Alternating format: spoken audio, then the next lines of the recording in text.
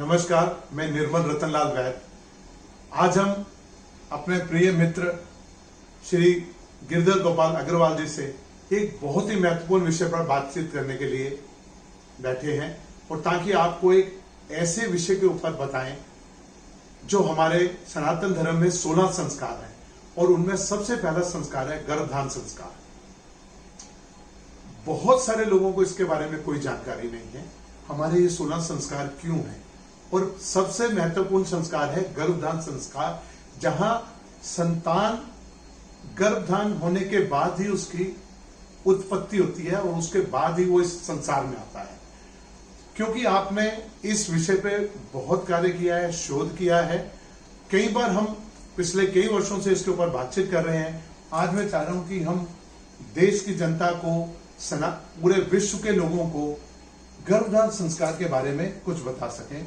आपका बहुत बहुत धन्यवाद, आप मेरे चैनल पर बातचीत के लिए आए। तो आप बताइए गिरधर गोपाल जी कि गर्भधान संस्कार क्या है और इसकी क्या उपयोगिता है, और गर्भधान संस्कार से क्या हम एक अच्छी संतान, जैसी संतान हम चाहते हैं, क्या ऐसी संतान हम पा सकते हैं?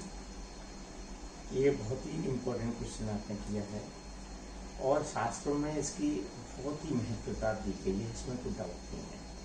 लेकिन एक लेमैन के हिसाब से एक आदमी इसको सही तरीके से नहीं ले पाता कि आखिर हम गर्भाधान करने से, मुहूर्त के सही करने से हमारे अल्टीमेटली क्या फर्क पड़ेगा जी। ये बहुत इम्पोर्टेंट है। हम शास्त्र तो पढ़ नहीं सकते, वेद पुराण हर कोई लेमैन पढ़ नहीं सकता, लेकिन कोई इसको क्या महत्व है ये लेमैन तक वहाँ आम भाषा में बात पहुँचनी चाहिए। हमारा जो जन्म होता है, जो एक हमारे 9 ग्रह जिस वक्त हम जन्म लेते हैं, उससे हमारा लाइफ जो है कंट्रोल होती है। अगर उस वक्त के हमारे ग्रह सही स्थिति में नहीं है तो हमारी लाइफ बहुत संघर्षमय हो जाती है। तो लाइफ को इजी बनाने के लिए शास्त्रों में किया गया कि अगर सही समय में सही, अगर आप जो आप ज़्यादा चाहते हो, जैसे कहा कि हम बना सकते हैं बहुत कुछ, हम 50% से 80% तक संभावना है कि जो आप चाहते हो उस तरह के लगन में और ग्रह के नक्षत्र में अगर आप बच्चा पैदा करते हो तो बहुत कुछ हो सकता है। बाकी और चीज़ों पे डिपेंड करता है, आपके संस्कार हैं, आगे पढ़ाई है, इस पर सब कुछ डिपेंड करता है। लेकिन आप ग्रहों का सही अगर मुहूर्त में हम बच्चा पैदा कर लें तो हम बहुत कुछ कर सकते हैं। तो गर्भाधान में केवल यही मुहूर्त नहीं है, मुहूर्त के साथ में हमारा जो हमारी सीड है, जिससे हमारा बच्चा को आकर लाइफ होनी है, वो हमारी सीड कैसी है। अगर वो अगर हम जो हमारे 9 महीने के पीरियड ही नहीं, 9 महीने से पहले जो हमारा जो कंसीव करेंगे, जो कंसीव में जो हमारे स्पर्म जो जाएगा, जो सीड है, वो उसकी क्वालिटी कैसी है, वो 2 साल पहले वो टेंशन फ्री होनी चाहिए, आपकी लाइफ होना चाहिए, केमिकल बैलेंस होना चाहिए, बॉडी के अंदर मैकेनिकल बैलेंस होना चाहिए। जब ये सारे बैलेंस होंगे तो आपका जो है शरीर में जो शुद्धि होगी पूरी तरह से, तब एक आप बच्चे को, स्वस्थ बच्चे को जन्म दे पाएंगे। अगर आप शराब पी रहे हैं, सिगरेट पी रहे हैं और मांस मदिरा पा रहे हैं और डिप्रेशन में जी रहे हैं, तो नेचुरली आपके संतानों को उसके ऊपर प्रभाव पड़ता है। तो आपको एलोपैथी के माध्यम से इससे पहले अपने चेकअप कराने चाहिए, और चेकअप कराने के बाद सारे देखने के बाद उसकी बॉडी डेफिशिएंसी करने के लिए ज़्यादातर आपके आयुर्वेदिक और नेचुरोपैथी और इसके हिसाब से इलाज करना चाहिए, क्योंकि इसका कोई साइड इफेक्ट नहीं है। जब आपकी बॉडी के अंदर काफ़ी कुछ जो मेजर डेफिशिएंसी है वो आपके निकल जाए, मन आपका शांत हो जाए, तब आपको प्रॉपर तरीके से मुहूर्त निकलवा करके एस्ट्रोलॉजर से अच्छे मुहूर्त में, और जैसा आपको चाहिए, जैसे संतान चाहिए, अगर मान लो स्पोर्ट्समैन चाहिए तो स्पोर्ट्समैन, बिजनेसमैन चाहिए बिजनेसमैन, इसमें बहुत कुछ आपका 70-80% तक चीज़ें मैनेज हो जाती हैं। बिजनेसमैन चाहिए बिजनेसमैन, IAS चाहिए, वो हो सकता है, कोई असंभव नहीं है। तो आप उसको लेकर के आप कार्य करें, और सही समय में जो 9 महीने आपका जो पीरियड है, तो 9 महीने में जो पीरियड है उसका इम्पोर्टेंस न्यूरॉन का है। जो न्यूरॉन होता है, जो न्यूरॉन हमारे हमारे जो है 1 से 5% तक ही एक्टिव होते हैं, और भगवान के जो न्यूरॉन 100% तक एक्टिव होते हैं। और जो महात्मा संत और जो बड़े बड़े विद्वान विवेकानंद जैसे होते हैं, उनके 5 से 10% एक्टिव होते हैं। मतलब ये न्यूरॉन हमारे ब्रेन को एक्टिव करते हैं। ब्रेन, हाँ, मतलब करोड़ों एक रेत के दाने में करोड़ों न्यूरॉन होते हैं। अरे हाँ, और हमारे न्यूरॉन हमारी सोच पर डिपेंड करते हैं। हाँ जी, हमारी सोच पर डिपेंड करते हैं, हमारी सोच कैसी होगी, हमारा खान पीन कैसे होगा। अगर आपने किसी को मान लीजिए किसी को बुराई भी कर दी, गाली भी दे दी, तो आपके नेगेटिव जोन में चला जाएगा। तो अब हम पहले ये तय कैसे करेंगे कि किस समय हमें गर्भधारण करना है? तो आपको जब करना है तो 2 साल पहले आपको एस्ट्रोलॉजी के हिसाब से आपको प्लान करना पड़ेगा। ग्रह अपने आपके हिसाब से तो चल लेंगे, ग्रह जब अच्छे आएंगे उस एंगल से आपको प्लानिंग करनी पड़ेगी। ये हमारे ग्रह जब कब पॉजिटिव हो रही है, आपको 8.5 9 महीने पहले आपको प्लानिंग करनी पड़ेगी। और 9 महीने से क्या, उससे भी 1 साल पहले आपको खान पान से, पीने से, धोने से आपको अच्छा व्यवहार से जब सही हो जाएगा, जब आपके जो मैकेनिकल केमिकल बैलेंस जब सही हो जाएंगे, तो आप फिर प्लानिंग कीजिए। जो मुहूर्त निकला मुहूर्त के हिसाब से कंसीव कीजिए, और डिलीवरी भी उसी हिसाब से कीजिए जो डिलीवरी में जो मुहूर्त बताया है और जो लगन बताई है उस हिसाब से बच्चे को पैदा कीजिए, तो आपका ये हो जाएगा। तो आपके न्यूरॉन डेवलप करने के लिए 9 महीने में आपको मल्टीग्रेन दालों का बहुत बड़े महत्व है कि अगर पीली दाल खाते हैं तो चुपीटा का मोलिक्यूल आएंगे, ग्रीन ची खाएंगे तो बुद्ध का आएंगे, तो मल्टीग्रेन खाएंगे। आप नाम सुना होगा तथागत तुलसी का, सुना ना? तो वो उन्होंने 14-15 साल की उम्र में PhD कर ली, और उनका आर्टिकल आया था, उसमें लिखा था कि आपने क्या खाया है, तो उन्होंने कहा था हम ग्रीन लीफी वेजिटेबल खाते थे, मल्टीग्रेन दाल खाते थे हम, उनके माता पिता। और उन्होंने कहा था हम 1 साल तक हमने आपका व्रत रखा, हम सेक्स नहीं किया था उन्होंने, और कंसीव करने से पहले व्रत रखा उन्होंने, और ब्रह्मचर्य का पालन किया। तो उससे उनका जो बीज की क्वालिटी है वो काफी अच्छी होगी, और जब आप करते हो तो बीज की क्वालिटी अच्छी होगी तो हेल्दी संतान होगी, अच्छी सोच वाली होगी, अच्छे DNA वाली होगी। अगर आपका बीमारी कोई खराबी है तो पहले उसको सही कीजिए, तब लीजिए। और फिर दूसरे के कारण ये प्रोजेक्ट की तरह है, आप इसको लाइटली पार्ट टाइम की तरह मत लीजिए। पार्ट टाइम की तरह जैसे आप बिल्डिंग बनाते हैं, फैक्ट्री बनाते हैं, छुट्टी लेते हैं, तो अगर बेटर है अगर विवेकानंद जैसी और बढ़िया अगर इंसान चाहिए, सात्विक औलाद चाहिए, तो फिर आपको छुट्टी निकाल करके अगर आप करेंगे। मतलब आपको ये 2 साल का प्रोजेक्ट है, इसमें पहले अपने स्वास्थ्य का ध्यान रखना है, और छुट्टी लेकर अपने काम से, व्यवसाय से, नौकरी से आपको पूरी तरह से संतान के ऊपर केंद्रित विवेकानंद जैसी अगर चाहिए जी, अगर मान लो चाहिए कंप्रोमाइज है तो वर्क फ्रॉम होम करके मिक्स करके भी आप कर सकते हैं, कोई दिक्कत नहीं है। लेकिन अगर आपका लेवल चाहते हैं कि एक बड़ी अच्छी संतान हो, तो नेचुरली आपको उस तरह से जाना पड़ेगा। 9 महीने का पीरियड और उससे 1 साल का भी पीरियड जो है, पहले तो सीड की क्वालिटी इंप्रूव कीजिए, और सीड के बाद जो 9 महीने का जो संस्कार है वो सारे पूरे कीजिए, खाने पीने का ध्यान, और ये सारी चीजों के करने से एक अच्छे संतान को आप जन्म दे सकते। उस काल में जब आप गर्भ धारण कर लिया, उस समय आपने भोजन क्या करना है, उस समय आपने संगीत क्या सुनना है, उस समय आप किस वातावरण में रह रहे हैं, इसका सबका प्रभाव, इन सब का प्रभाव पड़ता है संतान के ऊपर। मंत्रों का भी प्रभाव पड़ता है, जो मंत्र बोले जाते हैं। इवन माता अगर मैथ सिखाना है, अगर टेबल सुना दे तो उसके मैथ अच्छी हो जाती है।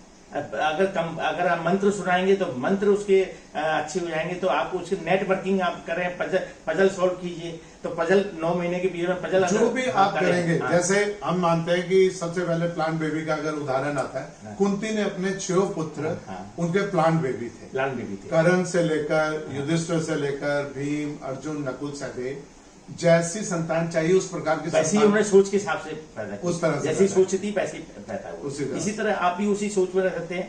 अगर आप साइंटिस्ट बनाना चाहते हैं तो ऐसी पजल को सॉल्व कीजिए, उस तरह की कहानी सुनिए, उस तरह की मोटिवेशन कहानी सुनिए, संगीत सुनिए, ऐसे कैरेक्टर देखिए। हरवंश राय बच्चन ने भी अपने उसमें लिखा है कि जब अमिताभ बच्चन होने वाला था, उस समय आंदोलन छिड़ गया था, असहयोग आंदोलन, और उनके यूनिवर्सिटी में छुट्टी हो गई थी।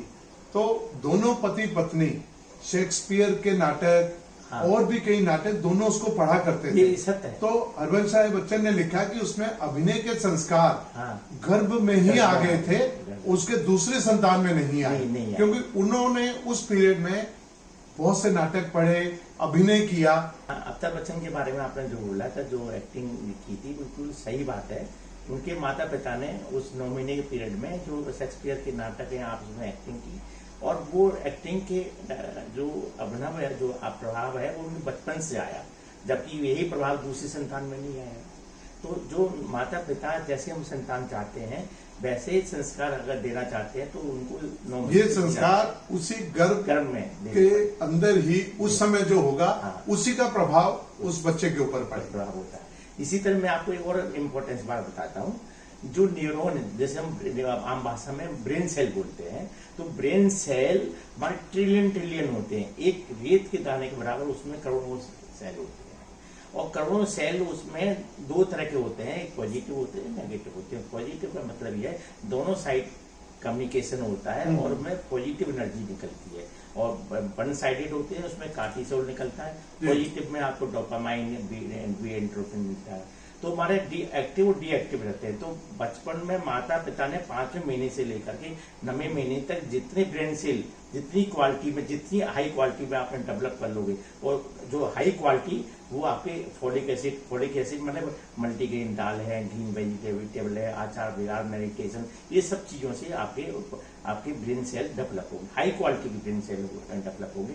तो ब्रेन सेल इस 9 महीने के, 5 से 9 महीने के अंदर ही डेवलप होते हैं मोस्टली।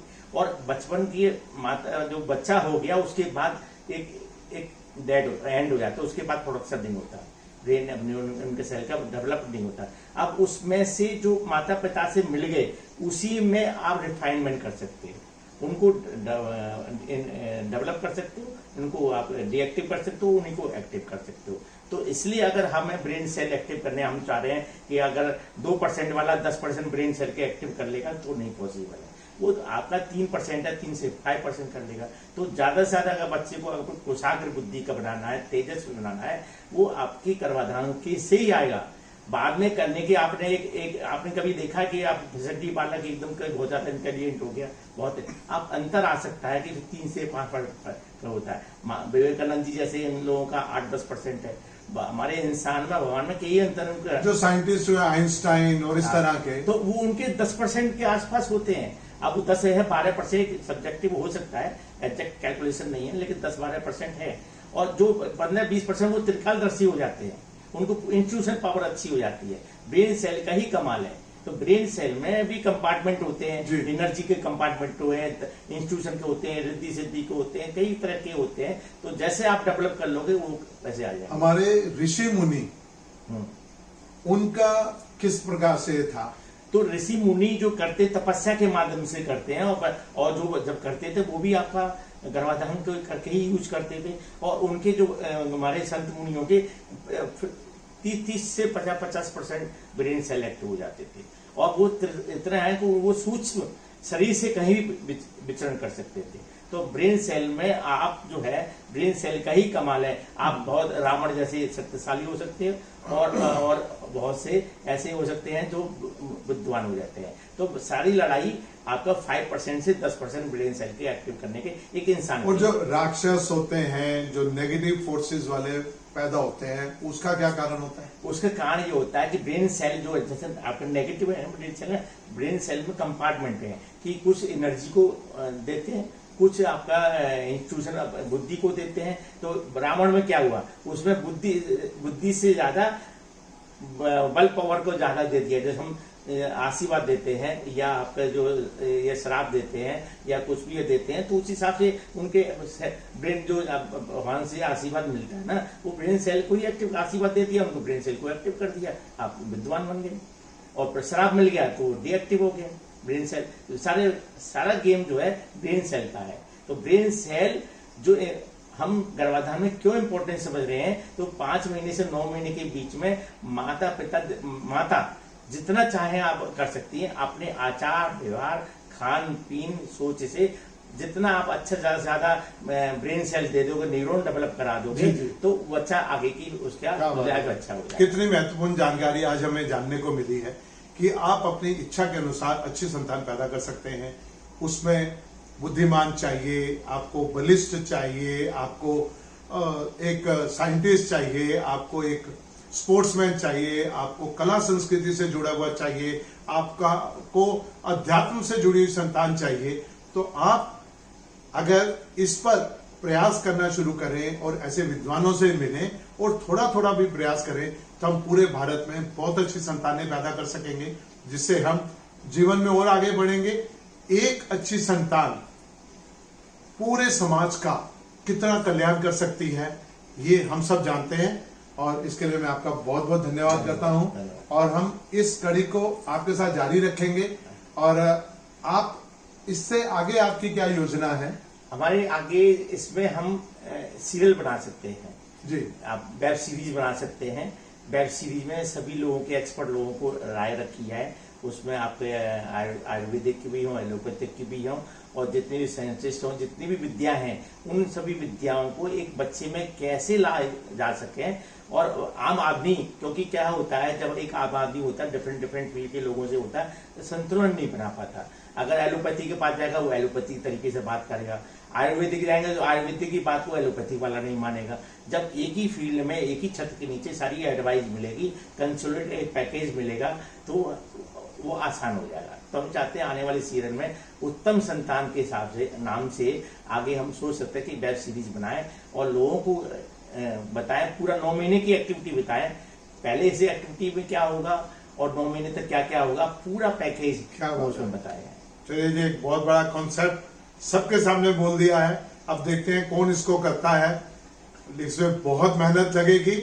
जैसे बिग बॉस जैसे सीरियल की बजाय उत्तम संतान कैसे प्राप्त करें, इसके ऊपर एक ऐसा सीरियल बनाया जाए जिससे सचमुच में करोड़ों लोग। बहुत बहुत धन्यवाद जी। तो आप मेरे साथ जुड़े रहिए, निर्मल रतनलाल वैद। इस प्रकार की महत्वपूर्ण जानकारियां मैं आपको समय समय से देता रहूंगा। आप सबका बहुत बहुत धन्यवाद।